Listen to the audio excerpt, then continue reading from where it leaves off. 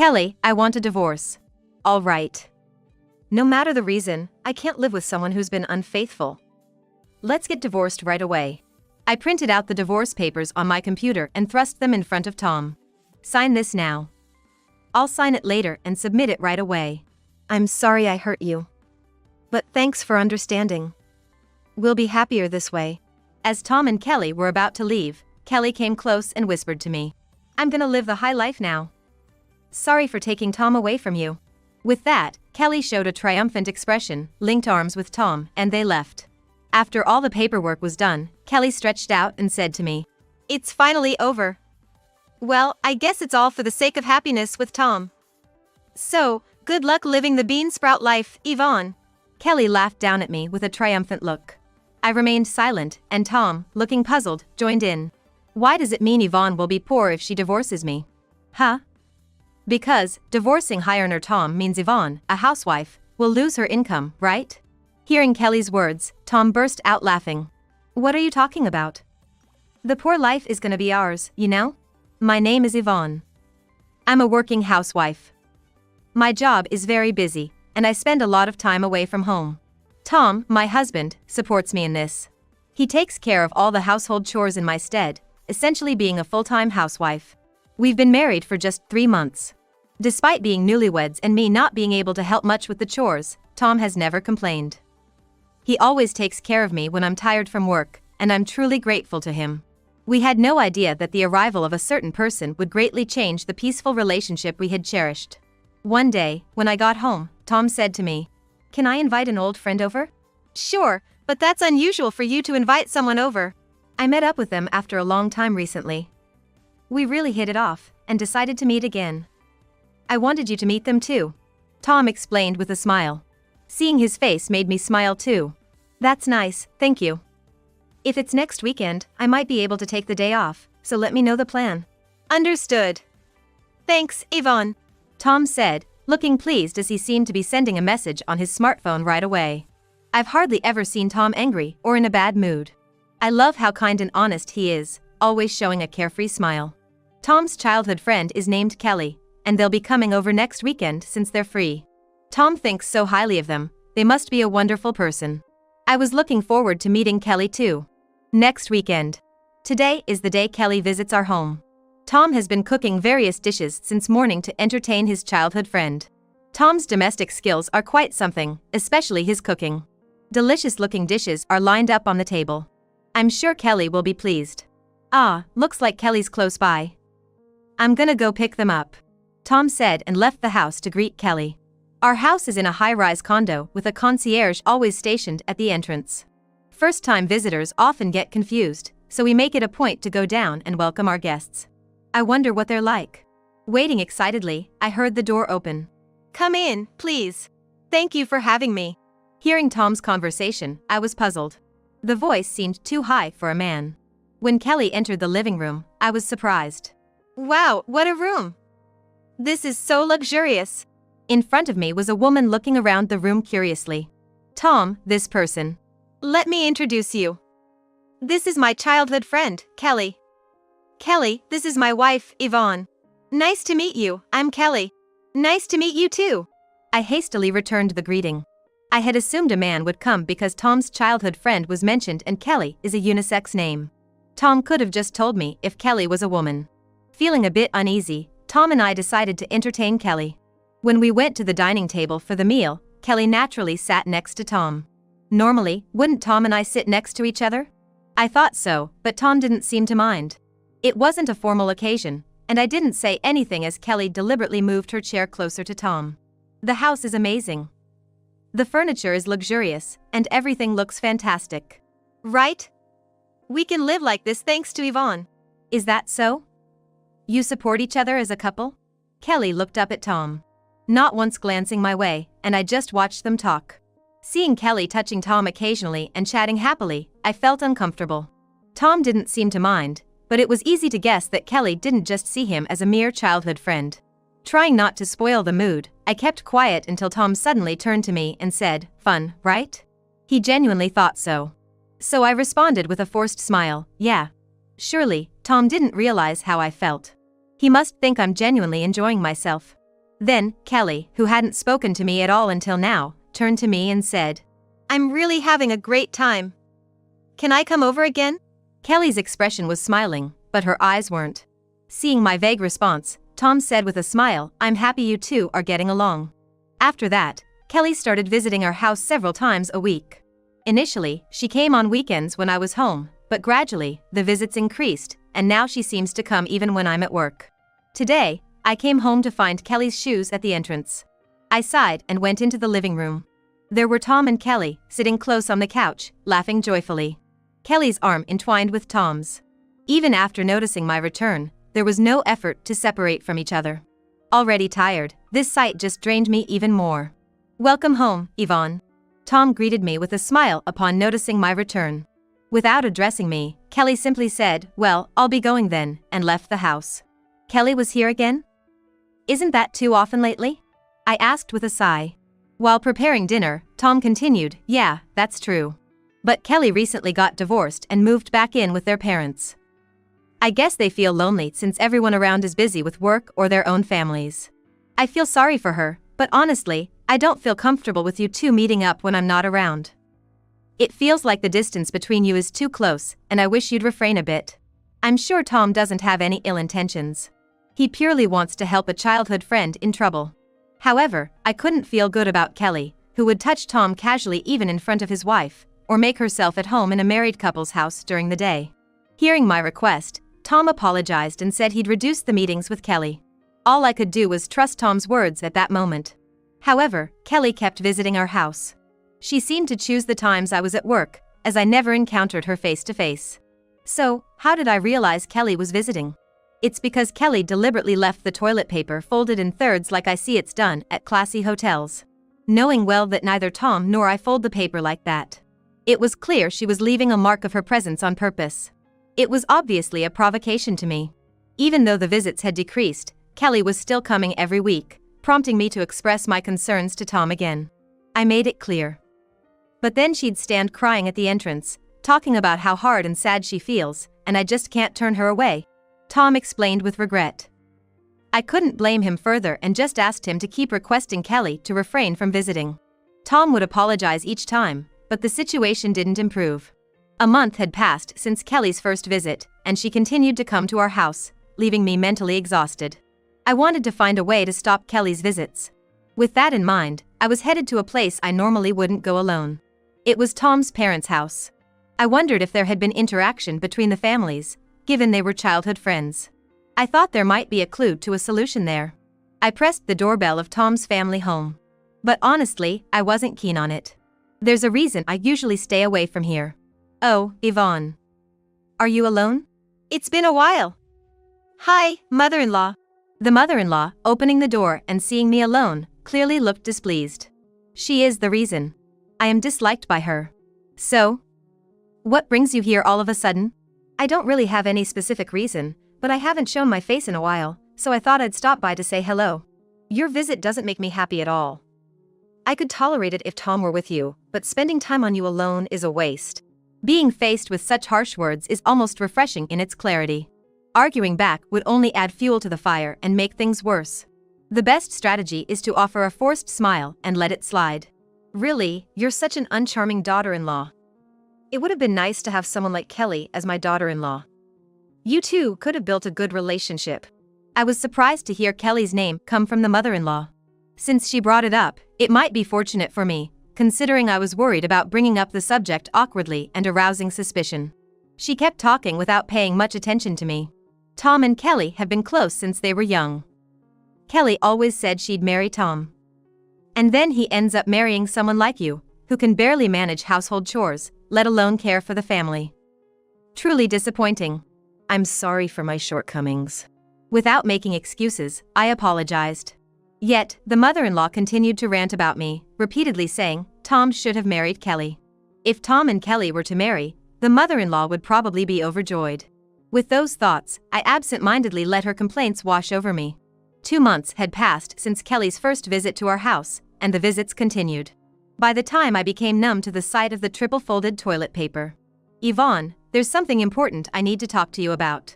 Tom approached me with a serious look, unlike his usual cheerful demeanor. The tense atmosphere made me nervous. HM? What's up? Are you free this weekend? I'd like to have a serious talk. I'm okay, but why not now? Yeah, I think the weekend would be better. All right then, I said, and then Tom left the living room. What could this important talk be about? I thought our relationship was good when it was just the two of us. Could it be about Kelly? I had a bad feeling about it. I felt a mix of wanting to get the conversation over with and not wanting the weekend to come. The weekend came. My fears seemed to be confirmed. Kelly was there, looking as if it was the most natural thing. Tom was the one who started the conversation. Yvonne, I want a divorce. I had somewhat anticipated this. I had hoped, despite the possibility of our marriage falling apart, that in the end, he would choose me. To think that just because of one woman, our marriage could end so abruptly, not even half a year into it. It felt like I had been hit in the head, everything spinning. I like being depended on. Knowing that you're busy with work and relying on me to take care of the housework, it made me feel like I was supporting you. I felt the same way. Breaking away from the stereotypes that men should work outside and women should take care of the house, I thought it would be best if we supported each other with what we're good at and enjoy. I thought I could do that with Tom. But this person can't do anything without me. She can't live without me. I need to support her. Tom must really believe that. Wanting to help someone in trouble and being the support they need is genuinely how he feels. Whether abandoning his wife to help someone else is right is questionable, though. Glancing at Kelly, she looked down, but not in a way that seemed remorseful. Someone truly sorry wouldn't sit back comfortably on a sofa and cross their legs. Most likely, Kelly must be looking down on me, thinking she finally managed to take Tom away. Not noticing this is perhaps one of Tom's flaws. Somehow, I started to feel foolish to be seriously worried about this. Tom's personality isn't going to change in the future. He might feel a bit guilty towards me, but his actions are driven by a spirit of helping others. If I consider it an act of service, I couldn't see myself severing ties with Kelly even if I didn't agree to the divorce now. Continuing a marital relationship with Tom seemed like a lifelong issue, and parting ways now appeared to be the quickest solution. All right. No matter the reason, I can't live with someone who's been unfaithful. Let's get divorced right away. I printed out the divorce papers on my computer and thrust them in front of Tom. Sign this now. I'll sign it later and submit it immediately. Tom seemed taken aback by my swift action, but he took the divorce papers and started filling them out right there. I'm sorry I hurt you. But thanks for understanding. We'll be happier this way. Saying that, Tom handed me the filled-out divorce papers. I silently accepted them. As Tom and Kelly were about to leave, Kelly came close and whispered to me. We're going to live in luxury from now on. Sorry for taking Tom away from you. With that, Kelly showed a triumphant expression, linked arms with Tom, and they left. It seems there's a big misunderstanding, but I no longer felt obligated to correct it. Regarding the divorce, I decided to hire a lawyer and go through settlement negotiations. Since we didn't have children, the discussions mainly needed to focus on property division. Today, Tom, Kelly, and I were supposed to meet at the lawyer's office to talk. Tom had declared that he would accept my terms. Kelly expressed dissatisfaction but was silenced by Tom, stating it was only fair since they had hurt me. I demanded a fair division of property rights and asked for alimony for their affair from both Tom and Kelly. Kelly looked displeased at the mention of alimony, but her expression softened a bit when she heard Tom would pay for both. After all the procedures were completed, Kelly stretched out and addressed me. Finally over. Well, it's all for the sake of happiness with Tom, right? Good luck living the beans life, Yvonne. With a look of triumph, Kelly laughed down at me. I stayed silent, and then Tom, looking puzzled, joined in. What are you talking about? Beans, what do you mean? Because she is divorcing you, Tom, right? She'll have to live a poor life from now on. So, I thought it's sad she will only be able to afford beans for meals. Why does divorcing me mean Yvonne will be poor? Huh? Well, because she is divorcing you, a high earner, Yvonne, a housewife, will lose her income, right? Hearing Kelly's words, Tom was silent for a moment. And then, he suddenly bursted into laughter. What are you talking about? We're the ones who'll be living the poor life. Huh? Kelly looked at us with wide eyes, alternating her gaze between Tom and me. I decided not to join in on this. Tom, clutching his stomach, struggled to continue speaking. I told you Yvonne is a CEO. I never said I was the one working, right? I remember you saying that, but I thought it was a joke. Wait, was that true? Why would I lie about that? I'm the stay-at-home husband, and Yvonne has been supporting us. She's the CEO of the famous ABC company. Hearing the company name, Kelly turned sharply towards me. ABC company? The one that was in the news with a yearly revenue of $3 billion? You're joking, right? I'm honored you know of it. Let me reintroduce myself. I'm Yvonne, CEO of ABC company. I took out a business card and handed it to Kelly. Kelly slowly took the business card, looking stunned. The company name was clearly written on the card. Kelly's hands were trembling slightly. Why? Your mother said Tom was the elite earner. How could this be? Hearing this, Tom looked just as surprised. While thinking that Kelly and the mother-in-law must have been in cahoots, I quietly listened to their conversation.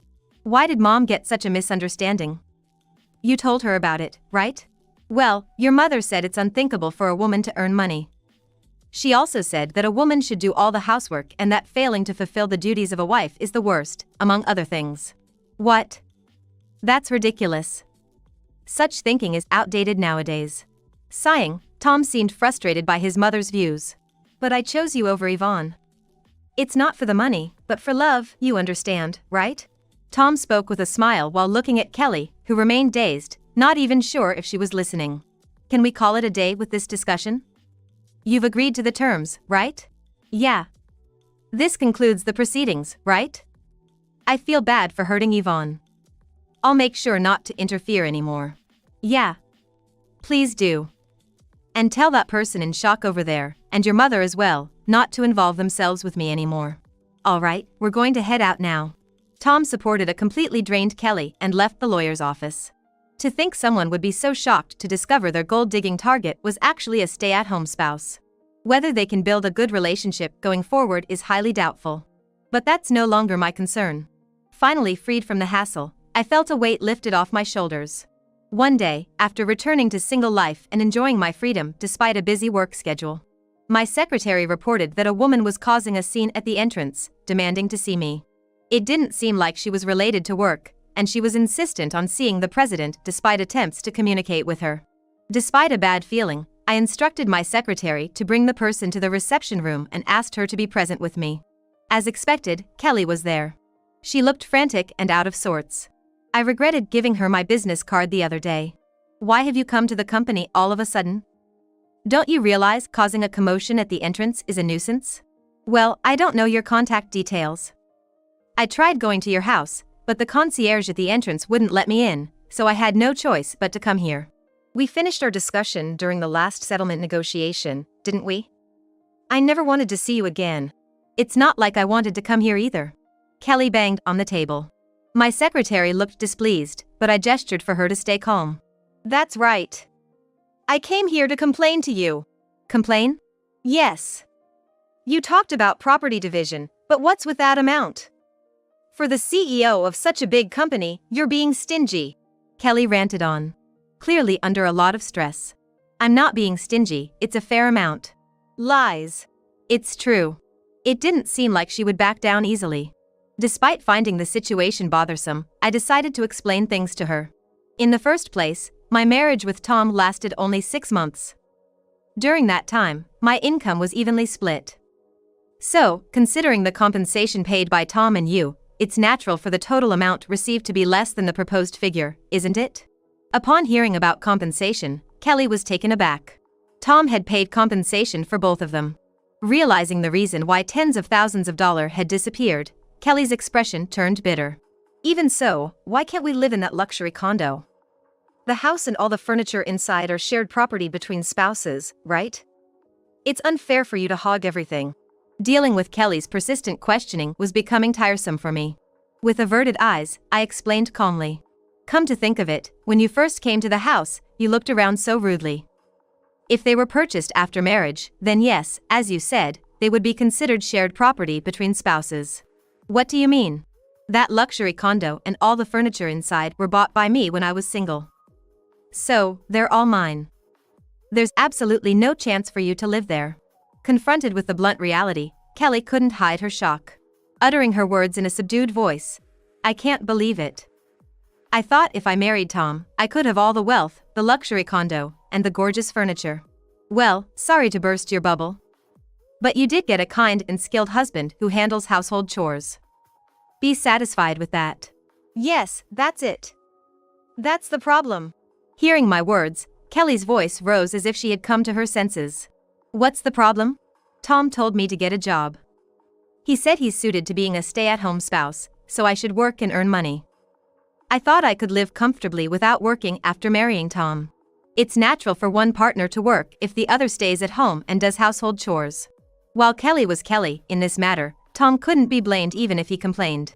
The reason he could stay at home as a house husband was because of his life with me, who wanted to work outside. If the spouse of a woman who likes to work marries someone like Tom, who takes care of household chores, it's a great match. I've always lived with my parents and never worked properly. I'm doing part-time jobs now, but I can't earn a stable income because I can't become a full-time employee. Tom doesn't get mad at me for that. But when it comes to my housekeeping skills, he says I can easily make frugal meals, and let's try to save money together as a couple. He's too positive, and it's annoying. Sure, there might be some troublesome aspects to it. Being able to take everything positively can be considered one of Tom's strengths, but his inability to read the room and the irritation it causes did happen. Even if we have to live on beans, as long as we're together, it's all good, right? I've got cooking skills, so I can make bean dishes every day without getting tired of them. He'd say. I was pleased thinking you'd struggle with eating only beans, but if I knew it would come to this, I wouldn't have married Tom. I don't need a man like that, take him back. It's likely just frustration at not being able to live the lavish life she imagined. Forced into a poor lifestyle, with a nice but financially unreliable husband. Thinking only of herself has led her to this backlash. Even though it's all her fault, she can't settle down without taking it out on someone else, maybe me. However, I didn't care about that anymore. I don't care about your feelings, and I don't need a cheating man either, regardless of the reason. Is that all you wanted to talk about? Then, please leave. As I said this, my secretary didn't wait for Kelly's response and promptly called security to escort Kelly out. I could hear her causing a scene in the hallway, but her voice gradually faded away. Feeling reassured by my secretary's decision to instruct the security to turn away that woman if they saw her, I sighed deeply. I've had enough of trouble. Then, one day, after Kelly's assault had ceased and I was enjoying my work peacefully, I was about to leave the office without working late when someone suddenly grabbed my arm. Startled, I couldn't make a sound and looked over in fear, only to find my mother-in-law glaring at me with rage. You finally came out. I've been waiting for hours, and you never showed up. How dare you not let your mother-in-law into your home and send her away? What kind of nerve do you have? Following Kelly, now it was my mother-in-law's turn to show up. I had forgotten about another troublesome person. The thought of her waiting for me to leave work filled me with an eerie sense of dread. Careful not to show my feelings, I responded firmly. I'm divorced from Tom now, so we're strangers. It makes no sense to let unrelated people into my home. I've informed the condo to only allow people I've approved into the entrance. You're so insolent. Respect your elders. My mother-in-law screamed in a pitch I had never heard before. It caused me discomfort. If there was anything about you worth respecting, I would. What do you want, ambushing me like this? Ambush sounds so terrible. I came all this way to tell you something important. I didn't ask for it. I wanted to run away from this situation right then, but fearing another ambush, I decided to listen to what my mother-in-law had to say, intending to end it all today. First of all, why didn't you honestly say that Tom wasn't working? It's your fault I was deceived, and now I'm in a terrible situation. I told you many times. I was the one working, and Tom was taking care of the home. Each time, you called me a liar or just ignored what I said. Blaming me for her own misunderstandings is frustrating. Then, you should have made sure I understood. I started living with Tom thinking we'd have a luxurious life, but the house isn't a high-rise condo, and it's bean sprouts every day. I can't stand it anymore. So, you were after the money as well. Like Kelly, you suffer because you rely on others for money. Shut up. Anyway, I'm in this mess because of you. You should pay my living expenses for life. That's ridiculous. That's not going to happen. Besides, shouldn't father-in-law be working? Even if Tom and Kelly lack the means, you should be able to get by for now, right? Yes, my father-in-law has been working away from home for years and rarely returns to his family home. Yet, he has always been very kind to me on the few occasions we met. Dealing with my mother-in-law's nagging was a hassle, but thanks to my father-in-law, I could tolerate visiting their home. That is, my mother-in-law gave a hesitant response.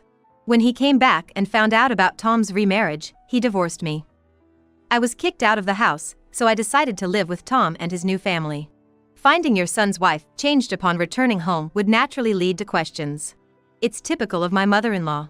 She probably spoke ill of me, making my father-in-law uncomfortable. But I thought, even after separating from him, living lavishly was possible because Tom was wealthy. I made a bold statement, so now I can't even ask him for help. I'm truly stunned. My father-in-law was a caring person who treated me kindly. If you had responded to his feelings, I am sure he would have reached out to you. But this is your own fault for neglecting the people around you. I will never help you. My mother-in-law, initially somewhat subdued, became furious again when I refused any assistance. How terrible. Heartless. To think I've come to you for help. Say what you will. If you continue to make a scene, I'll call the police. It's a nuisance having you cause such a disturbance in front of my company. Hearing the word police, my mother-in-law's face paled. She bit her lip in frustration but left without saying another word. Her shoulders were slumped, carrying the weight of despair. According to my lawyer, Tom, Kelly, and my mother-in-law are still living together. Tom wanted to continue being a stay-at-home spouse, but realizing they couldn't cover the expenses for 3 people, he decided to start looking for a job. However, not having worked for several months for reasons other than recuperation or caregiving, Tom could only find an employment at a company with low wages. In the end, Tom's salary alone was not enough to support their living, and both Kelly and my mother-in-law had to take up part-time jobs to scrape by. When Tom was taking care of the household, everything was spotless, and homemade meals were served daily, but now, with everyone occupied with work, the house is a mess. Meals consist solely of ready-made food, and arguments have increased. On the other hand, I was living a carefree life. If I wanted my house clean, I could hire a house cleaning service, and there are plenty of delicious options for food delivery or dining out. Not to say I dislike cooking. Occasionally, I find it a nice change of pace. I was thoroughly enjoying my single life. As for work, a company I recently started doing business with turned out to be where my father-in-law works, allowing me to reconnect with him. Yvonne, I'm truly sorry. It's all because of my foolish wife and son that you were hurt. No amount of apologies can make up for it. My father-in-law apologized to me, but there was nothing wrong on his part in this whole situation. Please don't apologize.